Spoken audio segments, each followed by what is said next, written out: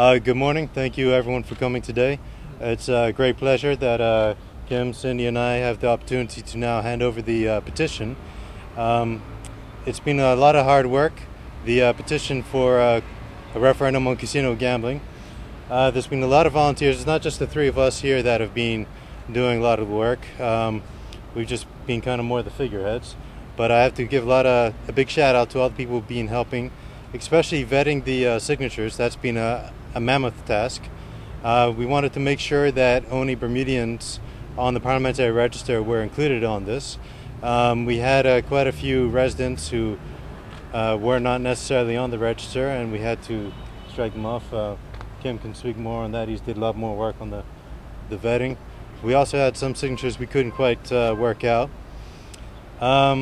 We also have more signatures just on the way here to the House of Assembly today. We had more petition sheets given to us, so we are going to add to that tally and provide it to the Premier and the opposition leader later. I just want to say, in a democracy, you get the government that the people want. If the people hold the government accountable, then the government has to be accountable. But if you just let electoral promises fall by the wayside, be it for alleged expediency, you get a problematic politics and a deficit of trust. With the new revelations we've had with the whole Jetgate scandal, we've seen questions arising about the whole referendum on the gambling issue, and I would like to take this opportunity now to congratulate the new Premier for his elevation to that office, and I hope that with his new premiership he will reconsider going back and doing the right thing, as the then opposition said pre-2012 election, and hold a referendum on casino gambling.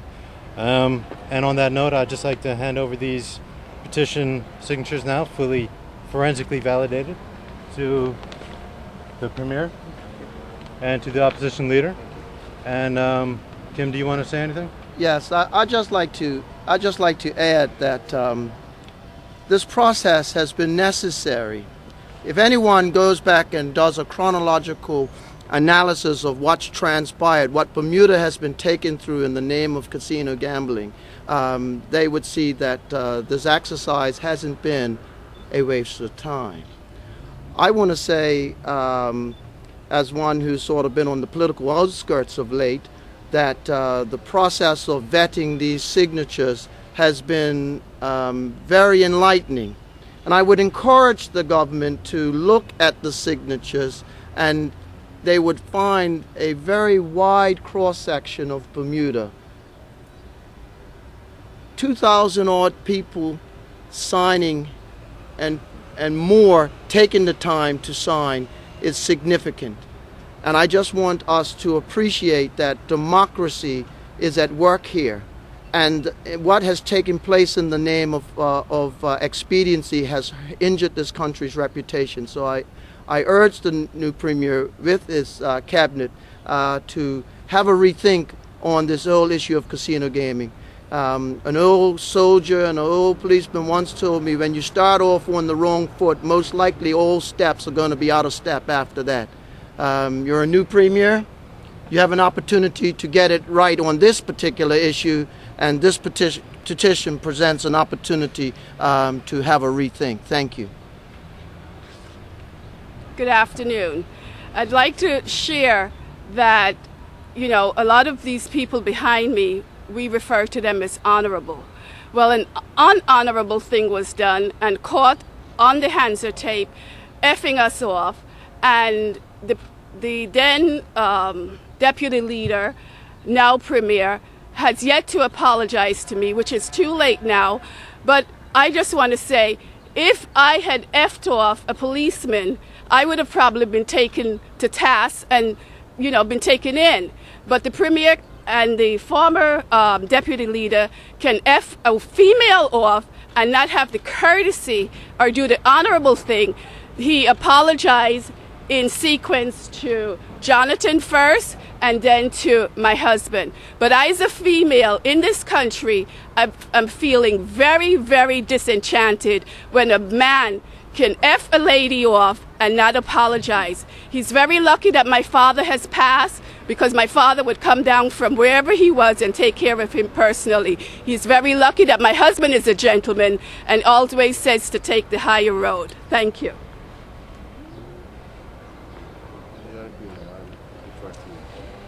Good afternoon, ladies and gentlemen.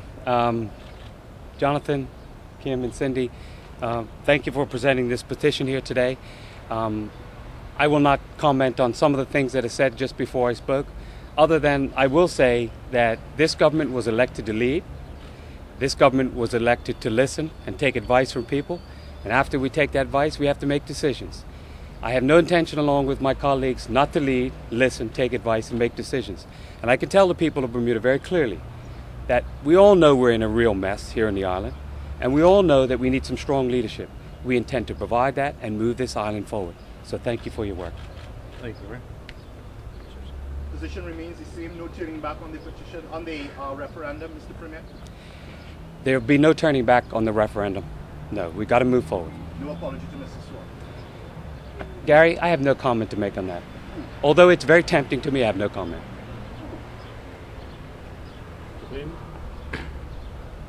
I'd like to take this opportunity to thank Mr. and Mrs. Swan and Mr. Starling for exercising their democratic rights.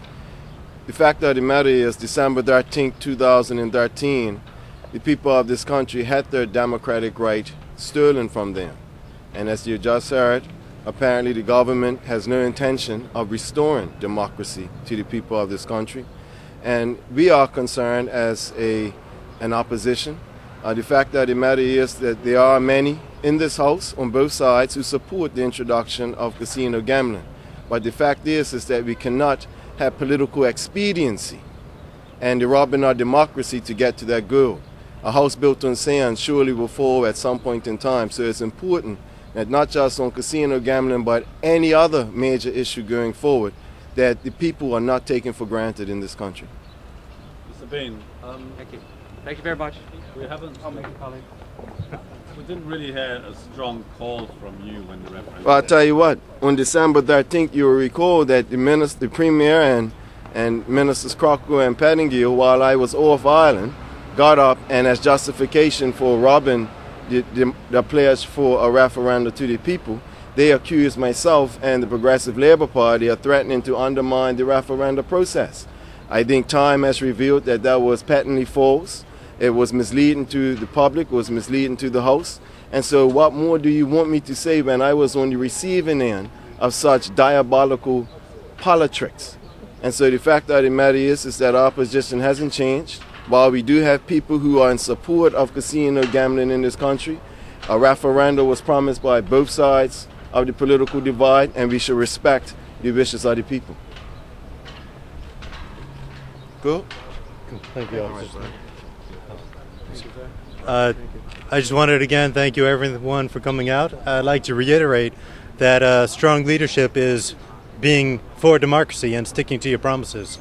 So I am disappointed that the Premier has not stayed behind to answer further questions. However, if anyone has any questions for any of us, we're happy to answer them for you. It's all good? Yeah.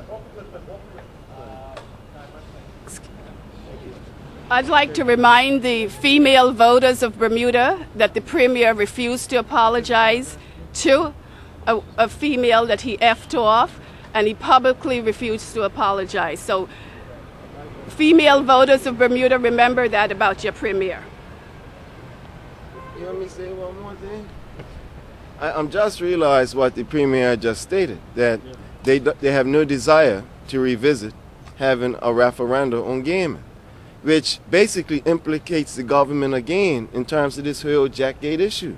This Jackgate scandal surrounds the introduction of gaming and hotel development at the Club Med site. And so for the current Minister of Tourism not to be removed from Cabinet and the current Premier basically condoning this type of behavior reflects badly on the entire One Bermuda Alliance government. And not even to talk about not apologizing to citizens of this country. That's the height of disrespect. So next week we'll see a petition to change the Bermuda Day holiday to maybe a Friday, which is circulating.